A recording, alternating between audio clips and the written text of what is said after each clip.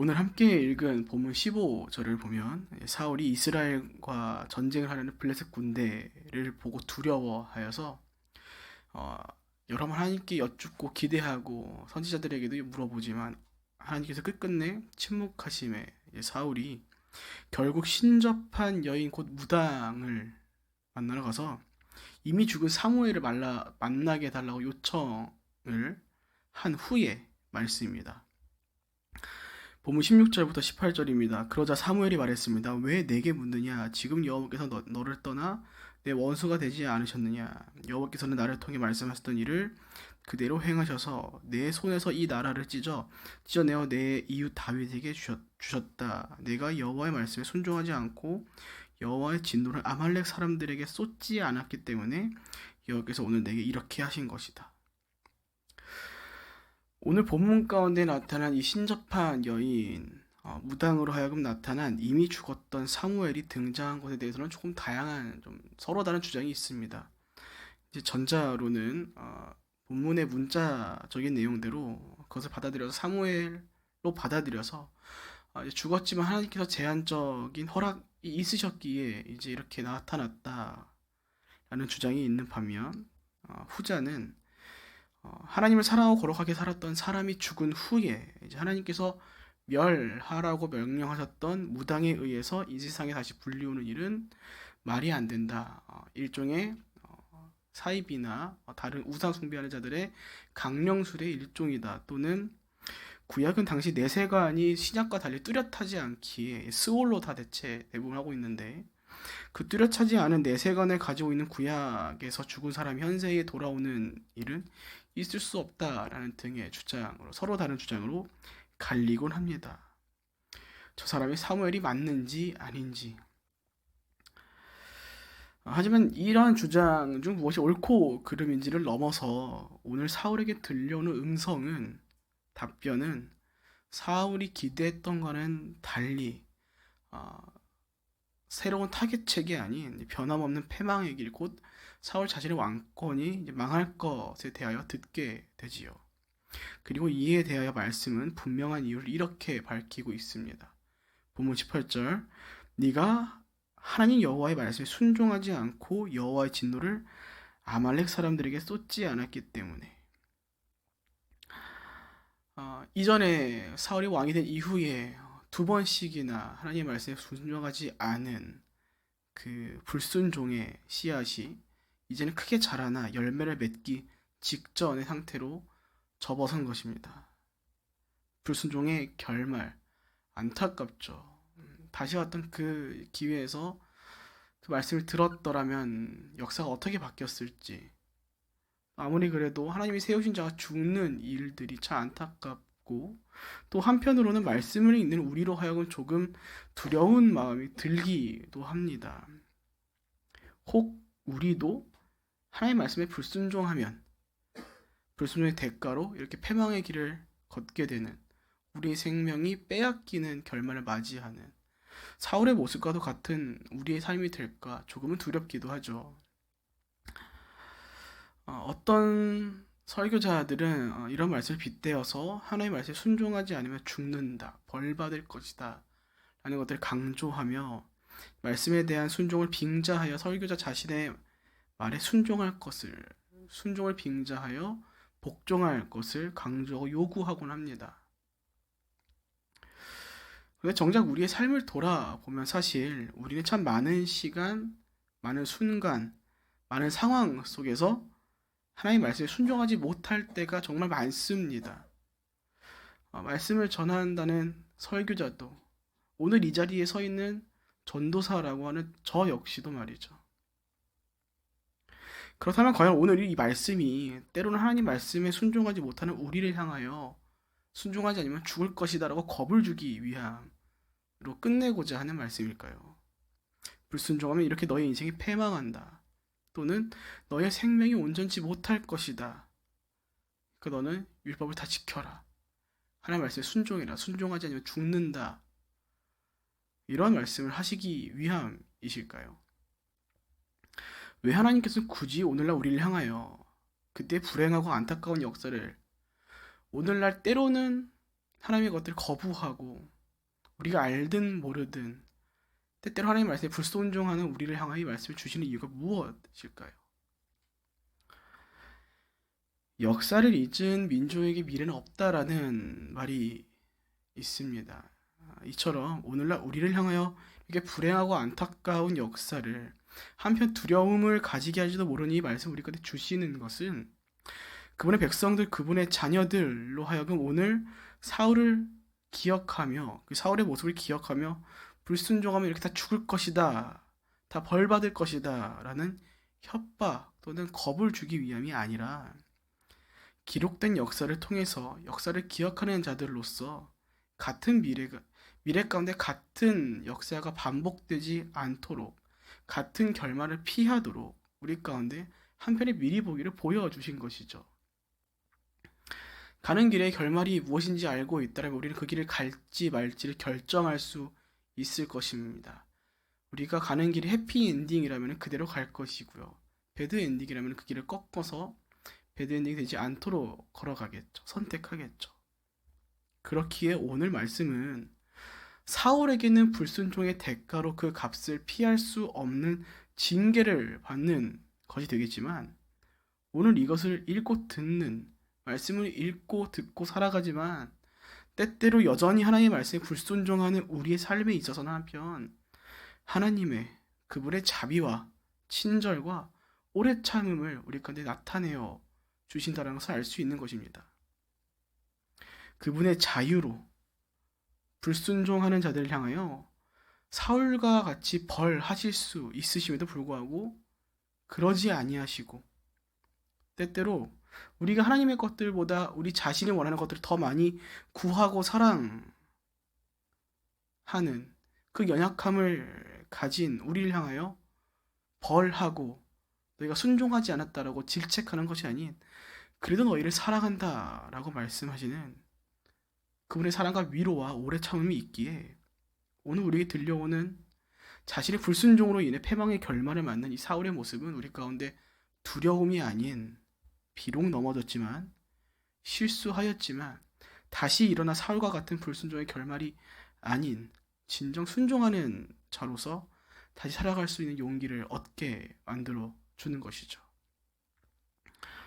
즉각적으로 결정하셨던 불순종의 대가와 그에 따른 결말을 우리에게 즉각적이 아닌 오래 참으심으로 다시 순종의 길로 들어서라는 그분의 위로, 그분의 격려인 것입니다. 그렇기에 우리는 우리의 삶에서 오늘 하나님께서 우리 가운데 베풀어 주신 그 오래 참음을 기억하며 우리 역시 그분의 오래 참음을 닮아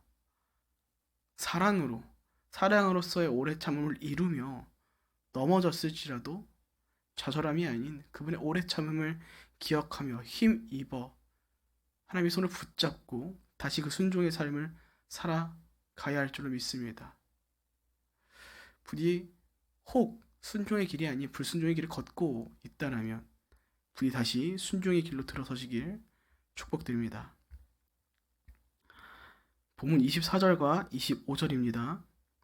여자는 집에 있는 살찐 송아지 한 마리를 단숨에 잡고 밀가루를 가져다가 반죽을 해 누룩 없이 빵을 구워서 사울과 그의 군사들 앞에 차려놓았습니다. 그러자 그들은 그것을 먹고 그 밤으로 일어나 길을 떠났습니다. 오늘 사울은 자신의 두려움 때문에 자신의 조급함 때문에 하지 말아야 할 일을 저지릅니다. 바로 신접한 여인을 만나는 일이었죠. 오늘 함께 읽은 사무엘상 28절의 앞쪽인 3절을 읽어보면 사무엘이 죽고 난 이후에 오늘 말씀보다 더 이전의 일이었겠죠. 사무엘이 죽고 사울은 나라 안에서 신접한 사람들, 무당들을 다 쫓아냈다라고 나옵니다. 그런데 오늘 자신의 마음에 두려움이 찾아오고 조급함이 찾아오고 심지어 하나님께서 침묵하심에 사울은 결국 자신이 쫓아내었던 신접한 여인을 찾고 심지어 그 여인이 차려놓은 음식까지 먹게 되죠. 역대하 10장 13절과 14절을 보면 이렇게 나옵니다. 사울이 죽은 것은 여호와께 범죄하였기 때문이라. 그가 여호와의 말씀을 지키지 아니하고 또 신접한 자에게 가르치기를 청하고 여호와께 묻지 아니하였으므로 여호와께서 그를 죽이시고 그 나라를 이새의 아들 다윗에게 넘겨주셨더라. 역대상에서는 사울이 죽은 이유에 대해 이렇게 말합니다. 신접한 자에게 가르치를 청하고 여호와께 묻지 아니하였으므로. 여호와께 묻지 아니하였으므로. 여기서 묻지 않았다라는 문장에 해당하는 히브리어 단어인 다라쉬는 단순히 ask, 여쭙다, 물어보다 라는 뜻이 아니라 그뿐만 가지 그 뜻과 함께 찾다, 구하다, 문의하다 라는 뜻을 함께 가지고 있습니다. 그렇다면 방금 읽은 역대상의 말씀을 이렇게도 읽어볼 수 있는 것이겠죠. 여호와께 묻지 아니하였으므로, 여호와를 찾지 아니하였으므로, 여호와를 구하지 아니하였으므로. 결국 무엇입니까? 사울은 말로는 하나님께서 응답하지 않았기에 답답해서 신접한 여인을 찾았다고 얘기는 하지만 사실 그 실상은 더 이상 하나님을 찾기를 거부하고 포기한 것이라는 것이죠. 자신의 불순종으로부터 시작된 하나님의 침묵, 그리고 그 침묵으로 인해 다가오는 두려움과 현실의 두려움과 신앙적인 조급함으로 인해 사울은 결국 과거 자신이 쫓아냈던 무당을 찾아간 것입니다. 그리고 사실 이 무당에게 찾아간 것은 한편 하나님 말씀에 순종하지 않았던 또 하나의 불순종의 사건이었습니다. 이미 기록된 말씀 출애굽기 22장 18절에 의하면 하나님께서는 무당을 살려두지 말라라고 하셨으며 레위기 20장 6절에서는 접심한 자와 박수무당을 음란하게 따르는 자에게는 내가 진노하여 그를 그의 백성 중에서 끊으신다라고 하셨습니다. 그와 함께 신명기 17장 18절과 19절에서는 이스라엘에 세워진 왕은 그의 규례에 대해서 나와 있는데 그 왕은 은과 금 그리고 마병과 아내들을 많이 두지 말고 유일하게 허락된 일이 무엇이었냐면은 그 율법서, 오늘 앞서 말씀드린 무당과 신접한 데에서 다 죽일 것임을 이미 적어 놓았던 그 율법을 복사해서 평생 자기 옆에 두고 읽으며 그 규례를 지켜 행하라라고 나와 있습니다. 그렇기에 오늘 사울이 신접한 여인을 만난 것은 앞서 나오던 하나님 말씀에 불순종하였던 것과 동시에 이미 기록된 하나님 말씀에 대하여 전적으로 불순종한 선택을 한 결과인 것이죠. 사울은 아무리 조급했을지라도, 아무리 자신이 버림받았을지라도, 아무리 하나님께서 침묵하셨을지라도 포기하지 않고 하나님을 찾았어야 했습니다.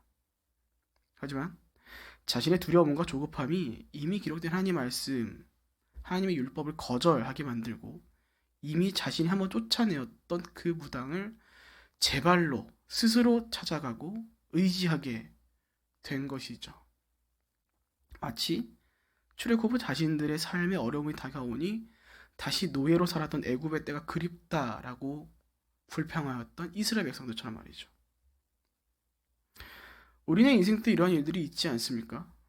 아무리 기도해도 아무리 부르짖고 외쳐도 여전히 침묵하신 하나님께 서운함을 표출하며 하나님께서 응답하시지 않음을 핑계로 그렇지 않다는 것을 빙자하여 하나님의 뜻을 알고 싶다는 마음을 빙자하여 하나님이 아닌 다른 것을 찾아 그것을 의지하는 우리의 모습. 참 속상한 것은 이러한 틈을 보고 이러한 마음의 틈을 사단이 이단이 가만히 두지 않죠. 파고들죠. 듣고 싶어하는 것들을 말하고 지체하지 않고 이야기해줌으로 침묵하는 하나님보다 더 좋아 보이는 것처럼 느끼게 만들어줍니다. 심지어 자신들도 하나님을 같이 믿고 있습니다. 우리도 예수님 믿어요 라고 말하면 유혹하니 뭔가 더 좋아 보이죠. 그곳에 가면 뭔가 하나님의 말씀을 들을 수 있을 것 같아 보이죠. 더 매력적으로 보이고 점점 끌리게 되는 것이죠. 점점 찾게 되는 것이죠. 마치 사울이 자신이 이미 쫓아내었던 그 신접한 사람들 무당을 스스로 찾아가게 되는 것처럼. 사랑하는 여러분, 부디 기억하시기 바랍니다. 앞서 말씀에서 나눴듯이 하나님께 순종한다라는 것은 그분의 명령에 복종한다는 것이 아닌 그분의 말씀을 듣는 것이지 내가 듣고 싶은 이야기를 듣거나 하나님이 아닌 다른 것을 따르는 것이 아닙니다. 그렇다면 어쩌면 우리 가운데 필요한 것은, 우리에게 요구되는 것은 그분의 일하심에 대한 전적인 신뢰일 것입니다.